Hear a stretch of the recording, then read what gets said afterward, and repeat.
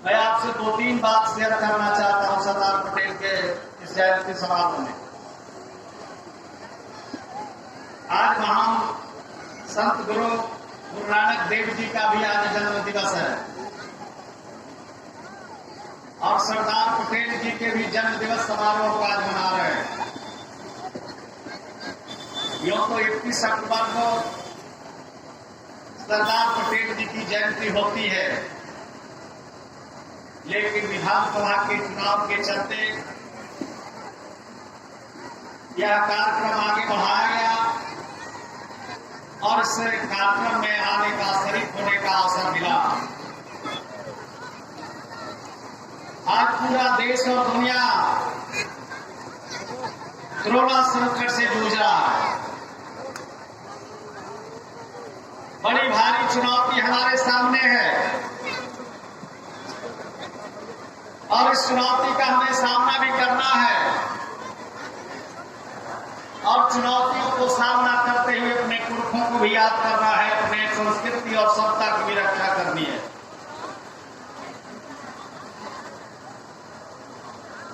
एक संकट के चलते अपने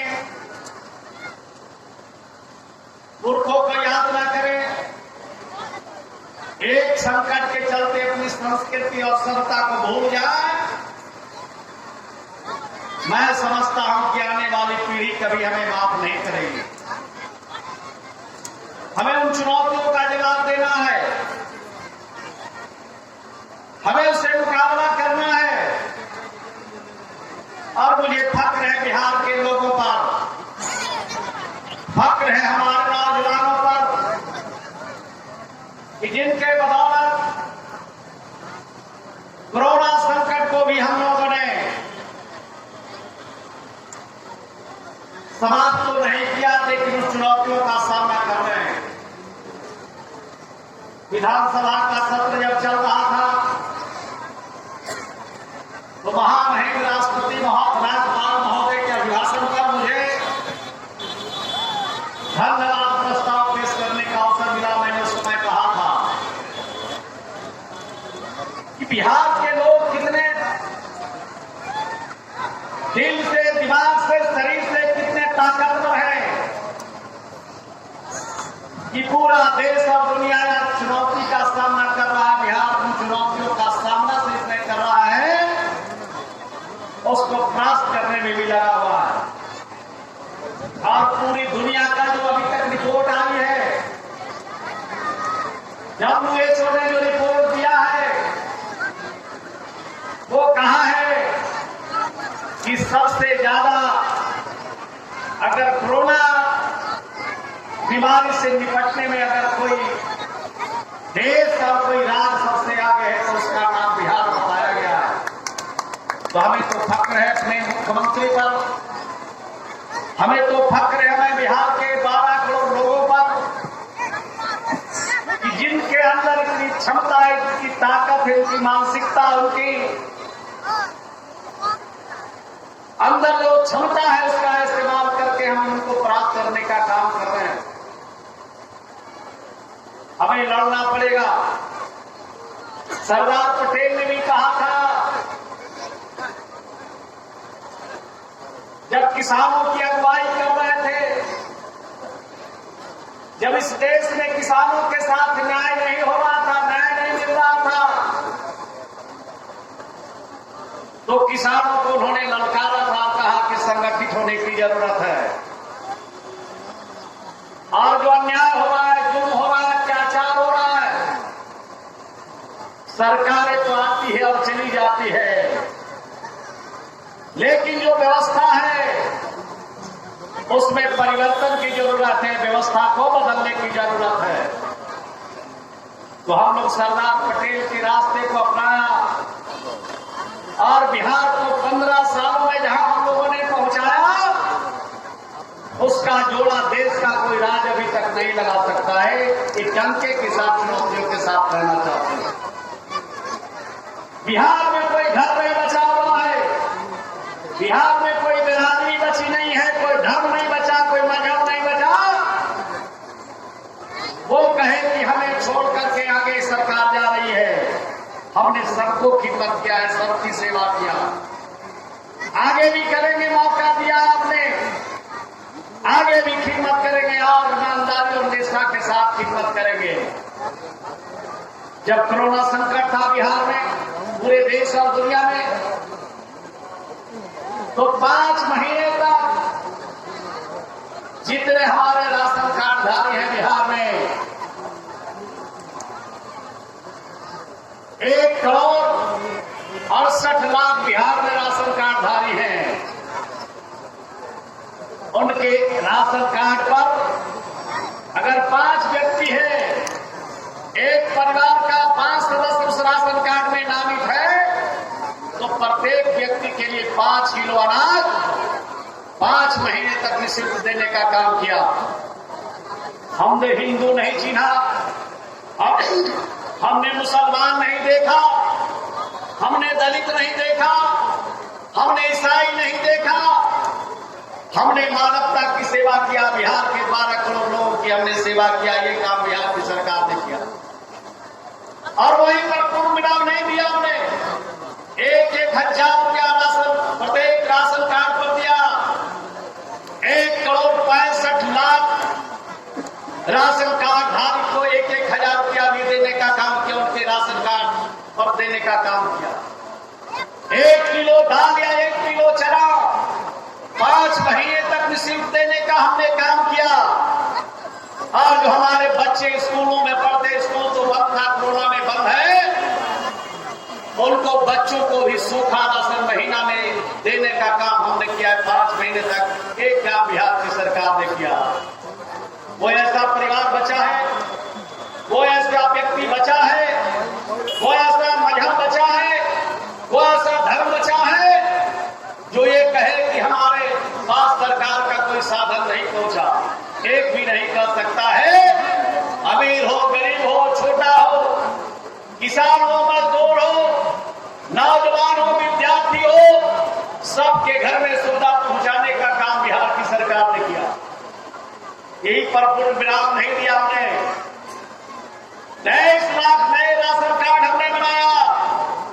जो गरीब लोग थे, वंचित लोग थे, जिनको 2 जून की रोटी के लिए लाले पड़ गए थे, उनके घर में 23 लाख परिवार को राशन कार्ड भी नया बनाया और 15 दिन के अंदर बनाया और उनको देने का काम किया हमने। ये काम बिहार की सरकार ने किया। हमने सबका विकास, सबको साथ लेके चलने की कोशिश की। हमने खिदमत किया, हमने सेवा की। आगे भी मौका आपने दिया है, काम करेंगे। हमने तो जो काम किया, हमने कहा किसका जोड़ा देश का कोई राज नहीं लगा सकता। बिहार में 36 लाख वृद्धजन हैं जिनकी उम्र 60 वर्ष हो गई। ये वृद्धजन की चिंता, ये जो बुजुर्ग लोग हैं, उनकी चिंता घर वाले भी नहीं करते। उनकी चिंता सरकार करती है। उनकी चिंता बिहार के मुख्यमंत्री श्री नीतीश कुमार जी करते हैं और कहते हैं वृद्धजन किसी भी जाति का, किसी भी धर्म का, किसी भी मजहब का मानने वाला हो, अगर वो 400 रुपया महीना देना चाहता है तो ब्लॉक ऑफिस में आरटीपीएस सेंटर पर जाए, एक फॉर्म जमा करे, अपना आधार कार्ड जमा करे, बैंक का खाता का नंबर जमा करे और वोटर आईडी कार्ड का फोटो कॉपी जमा करे। 1 महीने के बाद उसके खाते में 400 रुपया जाने लगेगा, चाहे किसी भी जाति और किसी भी धर्म का मानने वाला हो। तो हमने तो जो काम किया है, उसका जोड़ा देश का कोई राज नहीं लगा सकता है। सरदार पटेल ने कहा था, जब तक हमारा खेत हरियाली नहीं होगा, जब तक खेत हरा भरा नहीं होगा, हमारे खलिहान हमारा खलिहान भरा नहीं होगा, तब तक इस मुल्क की तरक्की नहीं हो सकती, इस राज्य की तरक्की नहीं हो सकती है, इस देश की तरक्की नहीं हो सकती। तो सरदार पटेल ने जो बात कही थी, उसको एक एक करके बिहार में हमने लागू करने का काम किया।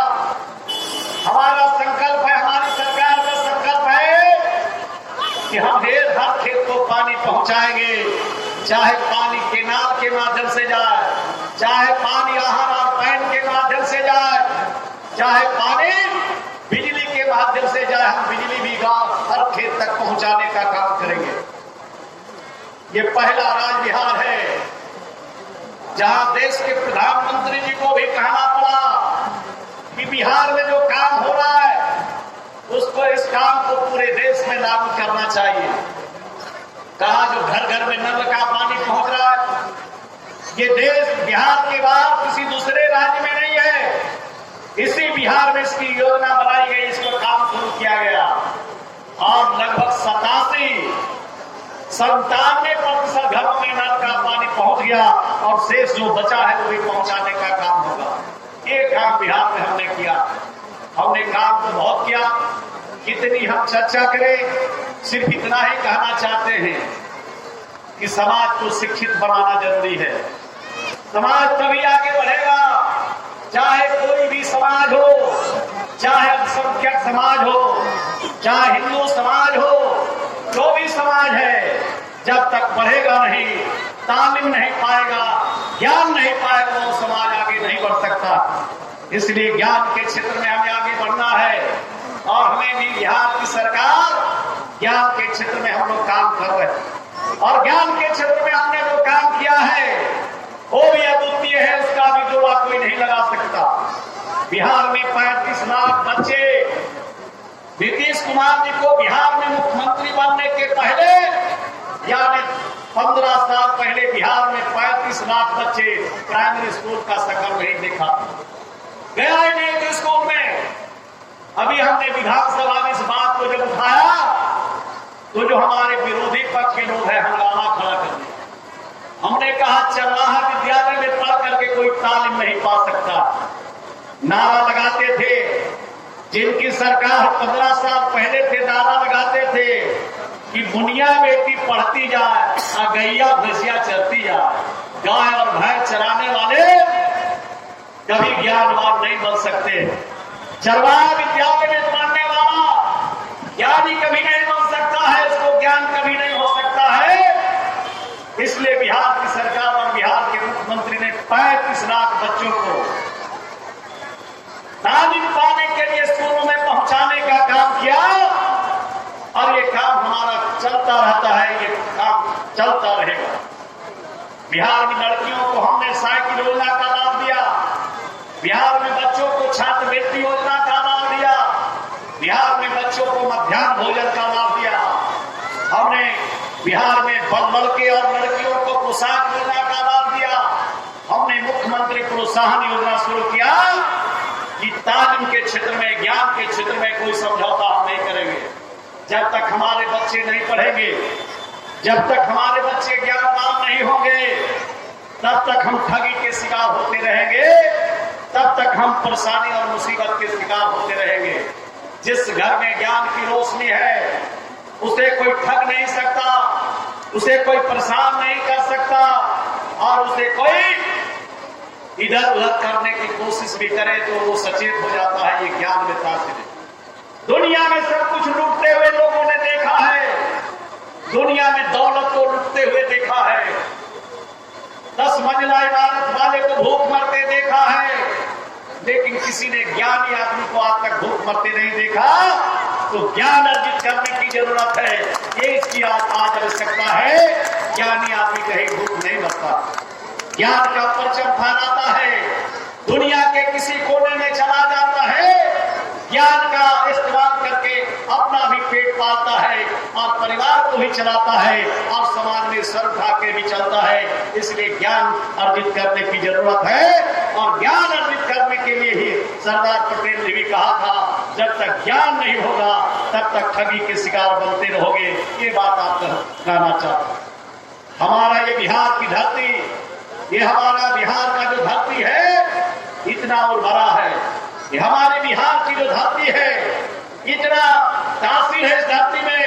इस धरती में इतनी तासीर है कि नीचे कौन कहे, अगर आसमान पर भी हमारा बिहारियों का इम्तिहान हो जाए तो कभी बिहारी नंबर 2 नहीं होता है, हमेशा फर्स्ट करता है। ये बिहार की धरती में ताकत है, ये बिहार की मिट्टी में ताकत है।